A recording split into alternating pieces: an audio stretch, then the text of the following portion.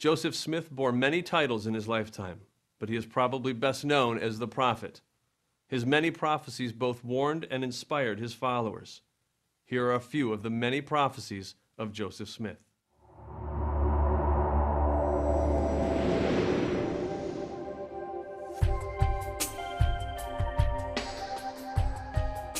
Joseph Smith told of the inhabitants of the moon as being about 6 foot tall, dressed like Quakers, and living to be about 1,000 years old. Since Neil Armstrong's walk on the moon in 1969, we now know there are no Quaker-looking people on the moon. Later, Brigham Young further expanded on Joseph Smith's idea by stating the sun was inhabited.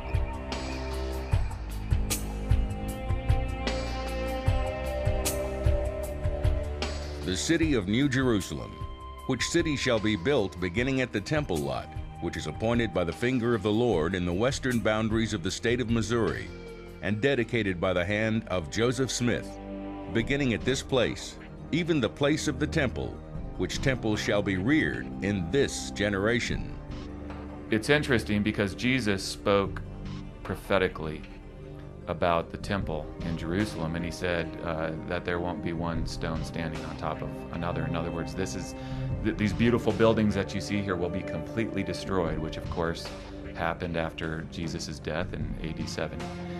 Well, you can go there today, as we did in our research, and you can stand there, and there it is. It's destroyed. It's been that way since 70 AD.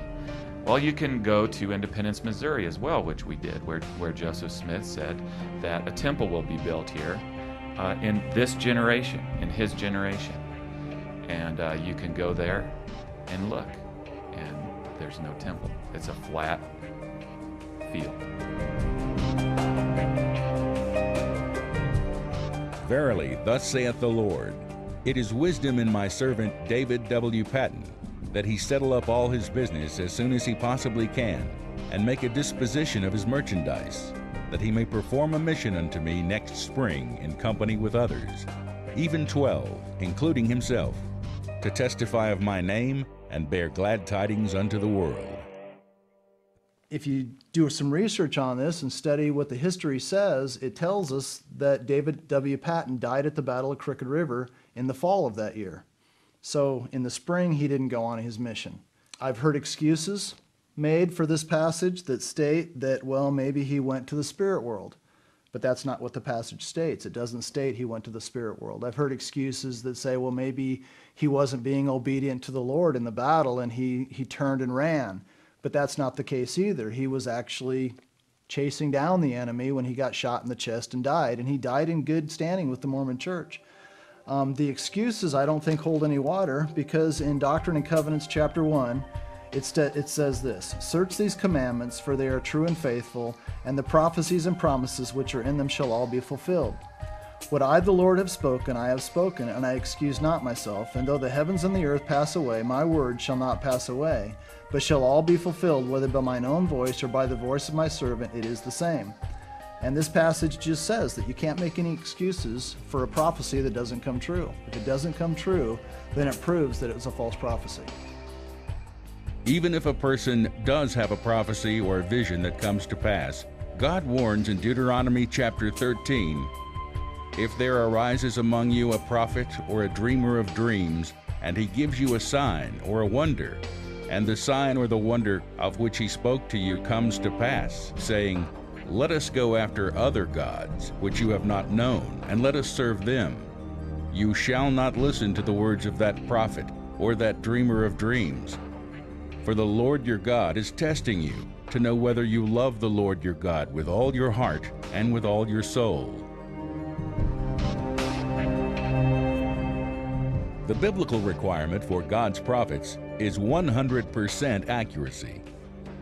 Deuteronomy 18:21 through 22 states, you may say in your heart, how will we know the word which the Lord has not spoken? When a prophet speaks in the name of the Lord, if the thing does not come about or come true, that is the thing which the Lord has not spoken. Here God tells his people how to discern deception by someone claiming to be a prophet. If even one prophecy does not come true, he is considered a false prophet. Why is God so concerned about false prophecy? Obviously because when a man says, I am speaking for God, and what he says is not true, then that blasphemes the God of the Bible. That says the omniscient God doesn't know what he's talking about, that he lied.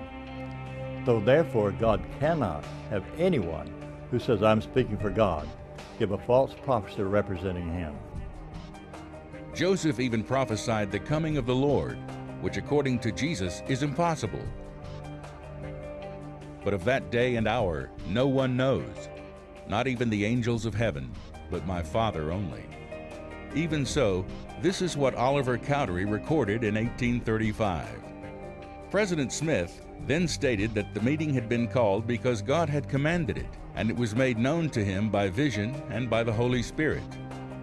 It was the will of God that they should be ordained to the ministry and go forth to prune the vineyard for the last time, for the coming of the Lord, which was nigh, even 56 years should wind up the scene. The 56th year passed in 1891. Remember, it only takes one false prophecy for a man to be a false prophet.